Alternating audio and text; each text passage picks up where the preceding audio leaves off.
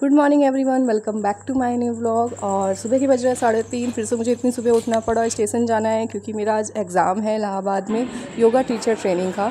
उसका एग्ज़ाम 10 बजे से और मुझे टाइम नहीं पहुंचना था, तो सुबह की यही ट्रेन थी जो मुझे टाइम से पहुंचाती। घर से निकलने में थोड़ा लेट हो गया था, तो पूरे रास्ते मुझे दौड़ दौड़ के स्टेशन जाना पड़ा और टाइम से मैं पहुँच गई थी इलाहाबाद, लगभग 7 के पहले ही पहुँच गई थी।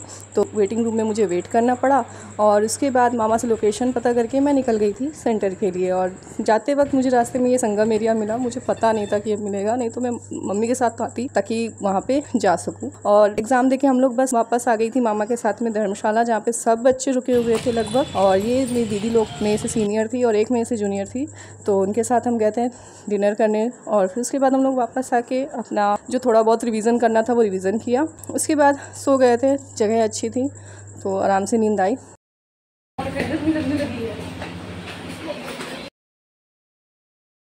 और नेक्स्ट डे को अब हम लोग जा रहे हैं पहले सुबह का नाश्ता करने। चाय वाय ही पी थी, बिस्कुट खाया था थोड़ा सा और कुछ नहीं। उसके बाद मामा के साथ मैं निकल गई सेंटर, और सेंटर जाने के बाद सुबह का जो एग्ज़ाम दिया, एग्ज़ाम देने के बाद शाम को फिर से चाय पी क्योंकि मेरी फ्रेंड थी वो थोड़ी सी थक गई थी। उसके बाद इतनी बारिश हुई 2 दिन इलाहाबाद में कि कुछ पूछो कि नहीं है, इतना पानी भरा हुआ है और इतना लेट हो रहा था। मुझे जल्दी फिर मुझे दौड़ दौड़ के स्टेशन आना पड़ा। घर में तो सब परेशानी हो रहे थे कि कहीं ट्रेन छूट ना जाए, तो जल्दी आई, दौड़ दौड़ के ट्रेन मिली। आखिरी ट्रेन 7:30 बजे की और बस पहुंच गई मैं फ़तेहपुर किसी तरह, वरना मम्मी की डांट सुननी पड़ती घर में क्योंकि लेट हो जाता तो मुझे वहीं रुकना पड़ता क्योंकि कोई ट्रेन नहीं थी। सो पहुंच गई हूँ फ़तेहपुर। और कल आ गया था आरआरबी क्लर्क का रिज़ल्ट, जिसमें मेरा प्री क्लियर हो गया है और जो उसका मेंस है वो मेरा 6 अक्टूबर को है। आरआरबी पीओ नहीं हो पाया था क्योंकि वो 3 नंबर से रह गया था।